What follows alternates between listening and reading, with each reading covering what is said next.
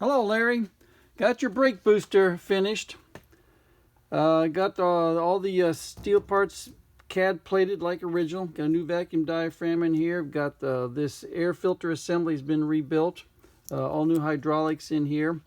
And the issue that I was dealing with and that you're familiar with is these threads in the slave cylinder. Well, first of all, I've never seen a slave cylinder like this. This is supposed to have a bleed screw up here. So someone's been in here.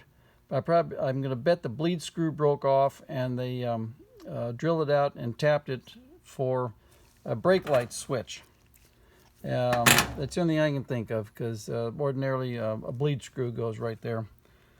Fortunately, you don't need the bleed screw, but that's what went there originally. Now then, they didn't drill the hole right, and the threads were bunged up. So I've got a plug in there with a sealing washer, and so I could test the booster, and also so I could ship it to you so we don't have any leakage there. But this is seeping, and I've snugged it down as much as I can, but I'm not going to crank down those threads. I'm going to let you do that. The brake light switch, the regular 10x1 brake light switch, will screw in there, and I'm going to send you a sealing washer going underneath here. Ordinarily, obviously, these are tapered threads. You just screw them in until they seal up. But in this case, I think you're going to have to screw this all down and contact and seal with a copper washer right there.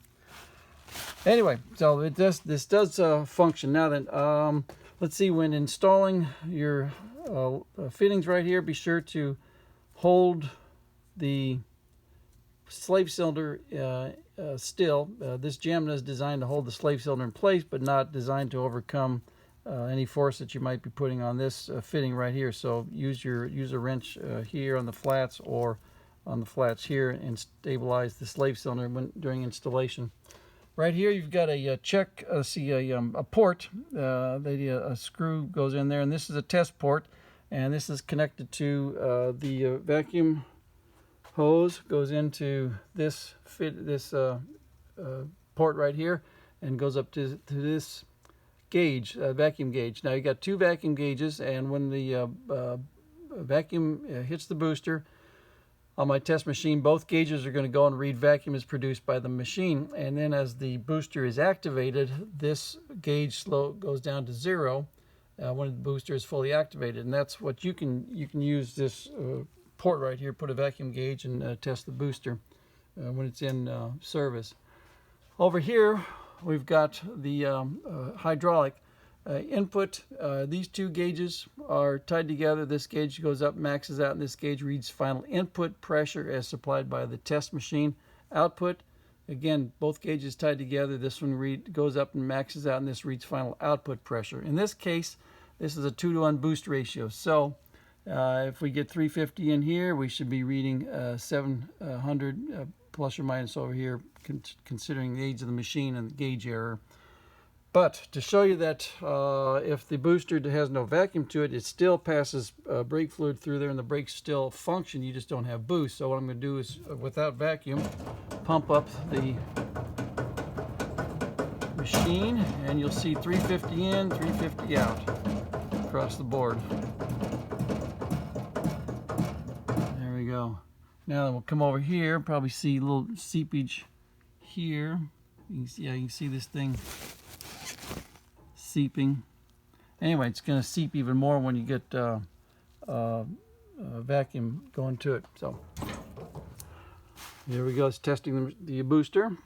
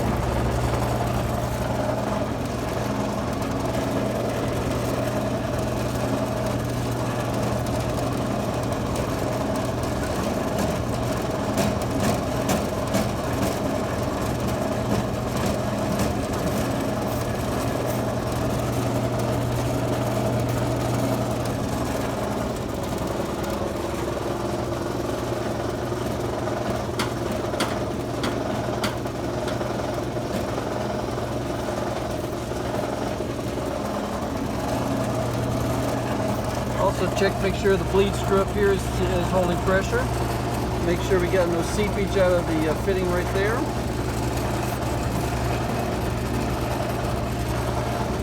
And we're under pressure. Now even that seems to be holding pressure. So I know I got a good booster for you. The only variable is this guy right here, and that was not due to anything you or I did. So I think we got a good booster for you. Thank you for letting me take care of it for you.